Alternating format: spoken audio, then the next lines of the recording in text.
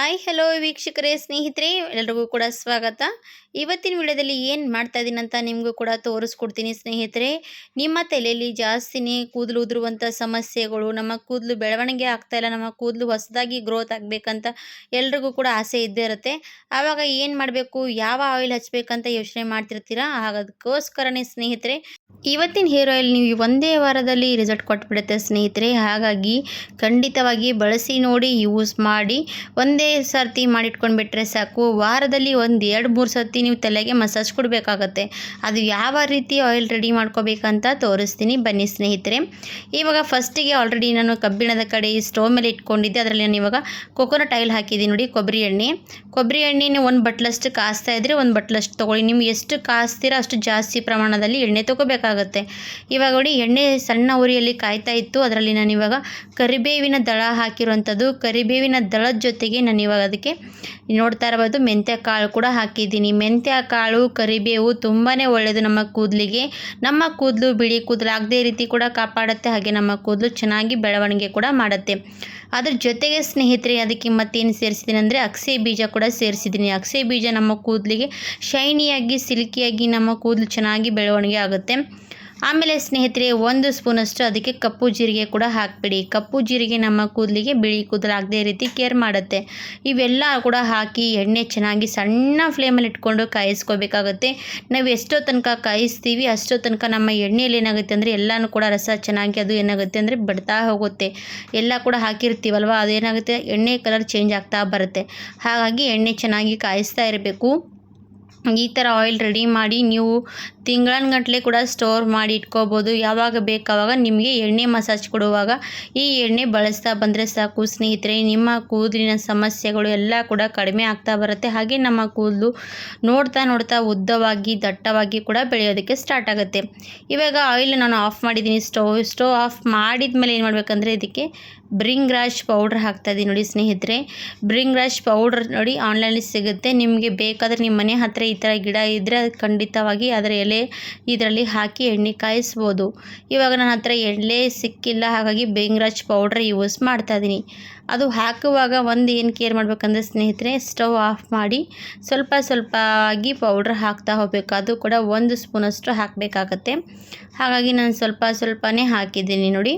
ಇವಾಗ ಮತ್ತೆ ಚೆನ್ನಾಗಿ ಎಣ್ಣೆಯಲ್ಲಿ ಮಿಕ್ಸ್ ಮಾಡಬೇಕು. ಅದು ಬ್ರಿಂಗ್ರಾಜ್ ಪೌಡ್ರ್ ಹಾಕಿದ ಮೇಲೆ ಈ ಪೌಡ್ರ್ ನಾವು ತುಂಬಾ ಒಳ್ಳೆಯದು ಸ್ನೇಹಿತರೆ. ನಮ್ಮ ಕೂದಲಿಗೆ ಏನಂದರೆ ಎಲ್ಲೆಲ್ಲೂ ಹೊಸದಾಗಿ ಕೂದಲು ಬೇಕಂದರೆ ಈ ಪೌಡ್ರ್ ಖಂಡಿತವಾಗಿ ಅದಕ್ಕೆ ಹಾಕಲೇಬೇಕು. ಹಾಗಾಗಿ ಖಂಡಿತವಾಗಿ ಹಾಕಿ. ಇವಾಗ ಮತ್ತೊಂದು ಸರ್ತಿ ನಾನು ಸ್ಟವ್ ಹಚ್ಚಿದ್ದೀನಿ. ಸ್ಟವ್ ಹಚ್ಕೊಂಡು ಸಣ್ಣ ಫ್ಲೇಮಲ್ಲೇ ಇಟ್ಕೊಂಡಿರೋಂಥದ್ದು ಬ್ರಿಂಗ್ರಾಜ್ ಪೌಡರ್ ಹಾಕಿದ್ದೀವಲ್ವ, ಅದು ಮತ್ತೆ ಸ್ವಲ್ಪ ಎಣ್ಣೆ ಚೆನ್ನಾಗಿ ಕಾಯಿಸಬೇಕಾಗತ್ತೆ. ಹಾಗಾಗಿ 1-2 ಸೆಕೆಂಡ್ ಎಣ್ಣೆ ಕಾಯಲಿ. ಸಣ್ಣ ಉರಿಯಲ್ಲಿ ಇಟ್ಕೊಂಡು ಮಾಡ್ತಾ ಹೋದರೆ ಎಣ್ಣೆ ಜಾಸ್ತಿ ಸುಡೋದಿಲ್ಲ. ಹಾಗಾಗಿ ಸಣ್ಣ ಫ್ಲೇಮಲ್ಲೇ ಇಟ್ಕೊಂಡು ಮಾಡಿ. ಇದು ಕಬ್ಬಿಣದ ಬಾಣಲಿ ಅಲ್ವಾ, ಹಾಗಾಗಿ ಜಾಸ್ತಿ ಇದರಲ್ಲಿ ಹೊಗೆ ಬರುತ್ತೆ. ನೀವು ಯಾವುದರಲ್ಲಿ ಕೂಡ ಮಾಡ್ಕೋಬೋದು ನೋಡಿ. ಇವಾಗ ಎಣ್ಣೆ ಕಲರ್ ಚೇಂಜ್ ಆಗ್ತಾ ಬಂತು.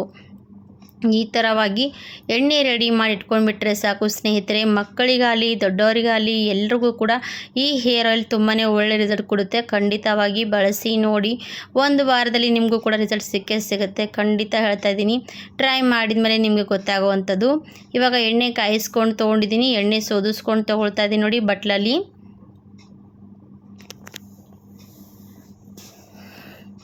ಇವಾಗ ಇದು ಎಣ್ಣೆ ಪೂರ್ತಿ ಸೋದಿಸ್ಕೊಂಡು ತೊಗೊಂಡು ತಣ್ಣಗಾದ್ಮೇಲೆ ಒಂದು ಡಬ್ಬಿಯಲ್ಲಿ ಹಾಕಿ ಇಟ್ಕೋಬೋದು. ಇವಾಗ ಇದು ಎಣ್ಣೆ ತುಂಬಾ ಬಿಸಿ ಇರುವಂಥದ್ದು.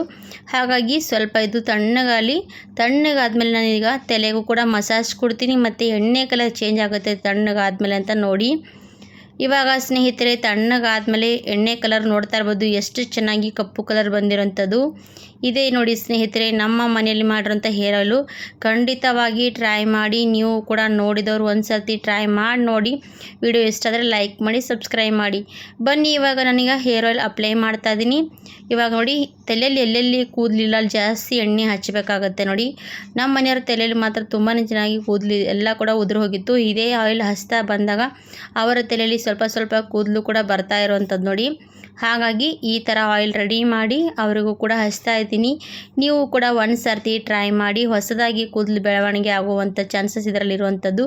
ಹಾಗಾದರೆ ಖಂಡಿತವಾಗಿ ಬಳಸಿ ಸ್ನೇಹಿತರೆ. ನೋಡಿ ಈ ಥರ ಎಲ್ಲ ಕಡೆ ಎಣ್ಣೆ ಚೆನ್ನಾಗಿ ಮಸಾಜ್ ಕೊಡಬೇಕು. ವಾರದಲ್ಲಿ ಒಂದು 2-3 ಸತಿ ಜಾಸ್ತಿನೇ ಕೊಟ್ಟರೆ ಏನು ಪರವಾಗಿಲ್ಲ. ಎಣ್ಣೆ ಹಚ್ತಾ ಇರಬೇಕು, ಆವಾಗ ನಮ್ಮ ಕೂದಲಿಗೆ ಬೆಳವಣಿಗೆ ಜಾಸ್ತಿ ಆಗ್ತಾ ಹೋಗುತ್ತೆ. ಹಾಗಾಗಿ ಖಂಡಿತವಾಗಿ ಟ್ರೈ ಮಾಡಿ. ಮತ್ತು ಶಾಂಪೂ ಮಾತ್ರ ಬಳಸೋದು ಬಿಡಬೇಕಾಗತ್ತೆ. ಶಾಂಪೂ ಯೂಸ್ ಮಾಡೋದಕ್ಕೆ ಹೋಗಬೇಡಿ. ಆ ಶಾಂಪೂಗಳಿಂದ ನಮ್ಮ ಕೂದಲಿಗೆ ಎಫೆಕ್ಟ್ ಜಾಸ್ತಿ ಆಗುತ್ತೆ. ಅದಕ್ಕೋಸ್ಕರ ಶಾಂಪೂ ಬಳಸೋದು ಬಿಡಬೇಕಾಗತ್ತೆ. ಈ ಥರ ಆಯಿಲ್ ಹಚ್ಚಿದಾಗ ಕೂಡ ಜಾಸ್ತಿ ವಾಶ್ ಮಾಡ್ಕೊಳ್ತಾ ಇರಬಾರ್ದು. ನಮ್ಮ ತಲೆಯಲ್ಲಿ ಎಣ್ಣೆ ಹಾಗೆ ಇರಬೇಕು.